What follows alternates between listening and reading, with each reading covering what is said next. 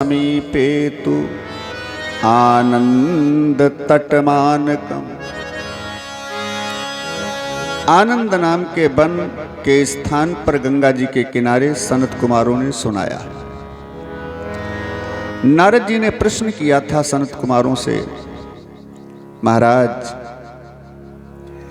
क्या भागवत जी की कथा सुनने से केवल ज्ञान वैराग्य ही पुष्ट होते हैं, या भागवत जी की कथा सुनने से, ए भैया तुम नीचे जाकर कुछ भी करो, ऊपर नहीं, और ये प्रसाद ऐसे चढ़ने दो, बाद में सब रख देना जहां का वहां, ठीक है? बार बार मत आना यहां। हाँ, आप नीचे जाओ पहले, बार बार यहां मत आना। तो ध्यान दें, नारद जी ने प्रश्न किया है कि कौन कौन से पापी इस भागवत जी की कथा को सुन करके तर जाते हैं, किन किन पापियों का कल्याण होता है। तो सनत कुमारों ने कहा, नारद जी यहां किन किन पापों की बात छोड़ो, ये मानवाह पाप कृतस्तु सर्वदा। ये मानवाह का मतलब है संसार में जितने भी प्राणी हैं, एक की बात नहीं, जितने भी प्राणी संसार में हैं, ये पाप कृतस्तु सर्वदा, एक पाप नहीं, सारी जिंदगी पाप करते रहे और अनेक प्रकार के पाप करें, मरने के बाद प्रेत बन जाएं, भूत बन जाएं। ऐसे पापियों को भी संयोग से भागवत जी की कथा प्राप्त हो जाए तो ऐसे पापियों का भी भागवत जी कल्याण कर देती है। ऐसा ये दिव्य झाड़ू है, चाहे जितना कूड़ा कबाड़ा का ढेर लगा हो अंदर, सब तुरंत सफाई कर देती है। और जब भक्ति माता भागवत जी के प्रभाव से हमारे अंदर झाड़ू लग जाता है, साफ सफाई बढ़िया हो जाती है, तो फिर उस बालक को भगवान गोद में लेने के लिए तुरंत आते हैं। एक बात समझें, बालक थोड़ा गंदा होकर के धूल में लिपट करके आवे, कीचड़ वगैरह लगा करके पिताजी के पास पापा पापा कहते हुए, जब पिताजी बढ़िया क्रिच वाली तुरंत प्रेस की हुई, साफ सफाई की हुई पैंट शर्ट पहने बैठे हैं, लड़के को देखा गंदा, जैसे लड़का पास में, दूर दूर दूर अपनी माँ के पास जा, साफ होकर के आ जा थोड़ा। और वही गंदा बालक जब माँ के पास जाता है तो माँ उसकी गंदगी नहीं देखती है, उसको तुरंत गोद में उठा लेती है और गोद में उठाकर ले जाती है, नहलाती है, धुलाती है, साफ सफाई करती है, काजल टीका लगाती है और खूब अच्छा सजा करके संवार करके कहती है, जा जा पिताजी के पास जा। और जब बेटा साफ सफाई करके पिताजी के पास आता है तो फिर पिताजी ये नहीं कहते जा जा, तुरंत गोद में ले लेते हैं। ऐसे सफाई करती है भागवत, सफाई करती है भगवान की कथा, सफाई करती है भक्ति भगवान की। और जब हम सफाई साफ हो जाते हैं अंदर से बाहर से, तब भगवान अपनी गोद में लेने के लिए लालायित हो जाते हैं। क्योंकि भगवान तो कहते हैं गंदगी नहीं पसंद, जिसके अंदर गंदगी वो दूर हटे। निर्मल मन जन सो मोहि पावा, मोहि कपट छल छिद्र न भावा, निर्मल मन जन। क्या पसंद है भगवान को? निर्मल मन जन। भगवान को साफ सफाई वाला ही हृदय पसंद है, साफ सफाई वाला ही जीव पसंद है। और सफाई करता कौन है? भागवत जी।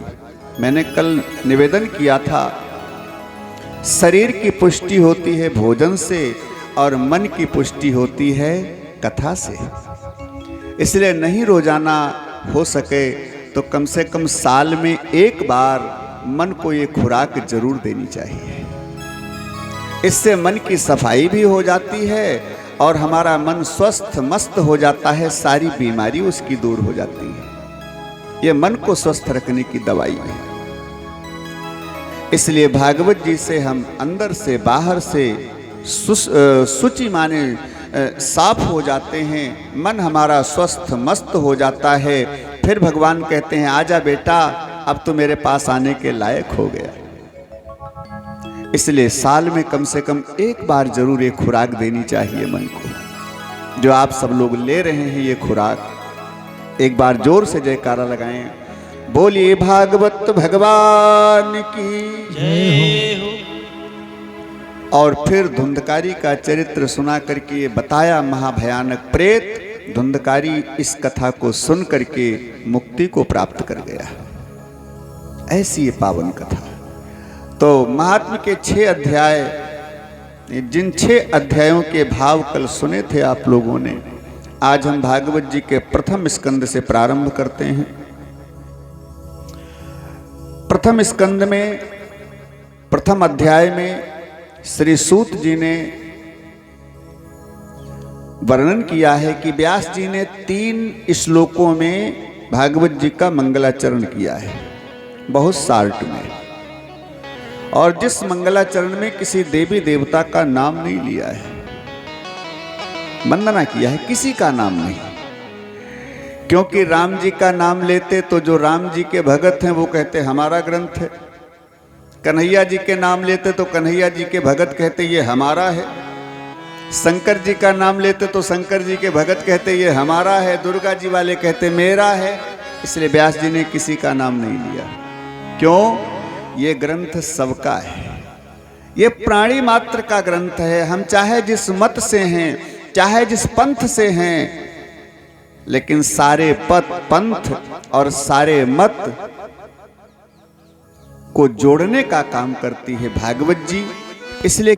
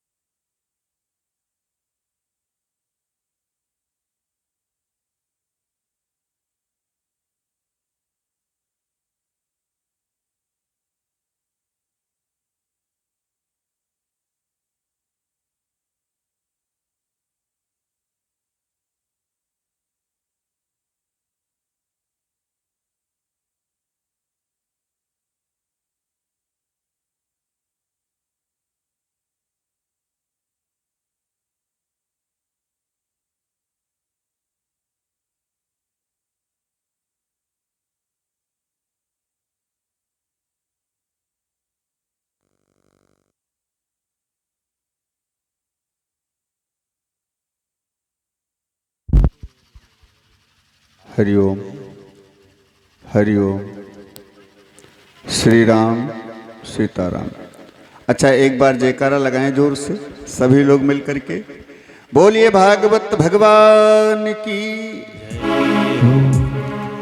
तो पहले श्लोक में श्री व्यास जी ने ये बताया है कि भगवान का ध्यान कैसे करना चाहिए।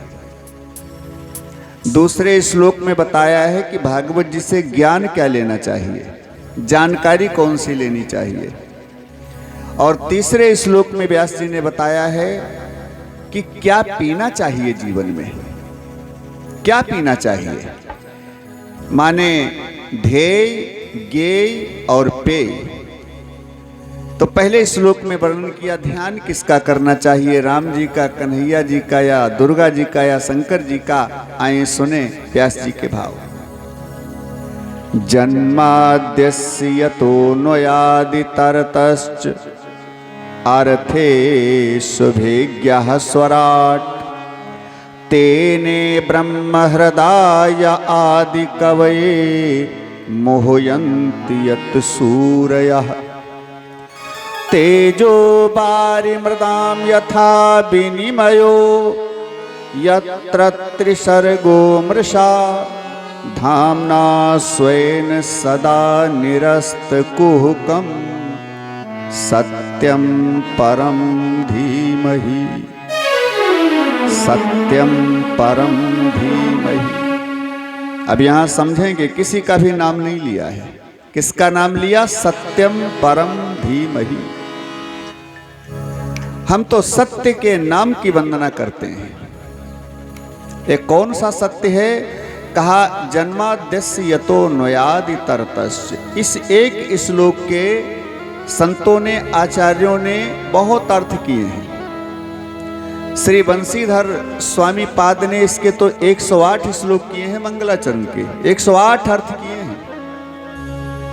श्रीधर स्वामी पाद का अलग भाव है, सब आचार्यों के भाव हैं, लेकिन यहाँ समझें, कहते हैं जिस परम सत्य की कृपा से संसार में सृष्टि होती है, माने जन्म होता है और पालन होता है, फिर संहार होता है। और कौन है? कहा जिनका ध्यान करते करते ज्ञानी लोग, सूरी लोग, विद्वान लोग मोह को प्राप्त होते हैं। मोहम प्राप्नुवन्ति मोहयन्ति यत् सूरयः। और कौन परम सत्य? जिन्होंने ब्रह्मा जी को भी उत्पन्न किया है, जो सृष्टि करता है, ब्रह्मा जी को उत्पन्न किया है और ज्ञान भी उन्हीं की कृपा से मिला है। कैसे? पढ़ाया होगा बैठाल कर, कहना शिष्य और आचार्य की परंपरा से पढ़ाया नहीं बैठाल करके, बल्कि तेने ब्रह्म हृदय, माने उनके हृदय में अपने आप ज्ञान उत्पन्न हो गया। अपने आप चारों वेद उनके अंदर जागृत हो गए भगवान की कृपा से, उस परम सत्य की कृपा से। और कौन सा परम सत्य? जो परम सत्य दिख तो नहीं रहा है, लेकिन है सर्वत्र। कैसे? तेजो बारी मृदाम यथा विनिमयो। हम आप सब लोग रोड के ऊपर चलते हैं, दोपहरी में तेज धूप हो और रोड के ऊपर चलते हैं, तो थोड़ी दूर के ऊपर ऐसा मालूम पड़ता है कि रोड पर पानी भरा हुआ है। अच्छा, वहां पानी होता है? नहीं होता है, केवल आभास होता है पानी भरा हुआ है, लेकिन जब वहां पहुंचते हैं तो सूखी जमीन। तो पानी का आभास होता है, लेकिन पानी वहां नहीं होता है। इसी प्रकार से इस संसार का हमें आभास हो रहा है।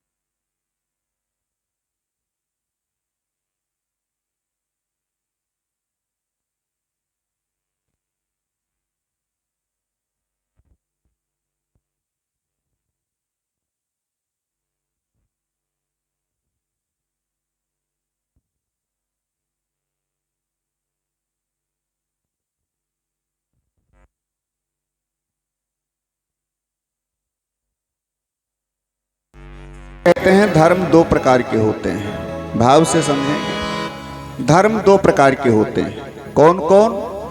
एक होता है धर्म एक होता है परम धर्म। अच्छा, धर्म क्या है, परम धर्म क्या है? मानव जीवन पाने के बाद हमारे कुछ कर्तव्य बन जाते हैं। कौन से? विद्या अध्ययन करना, गुरु जी की सेवा करना, फिर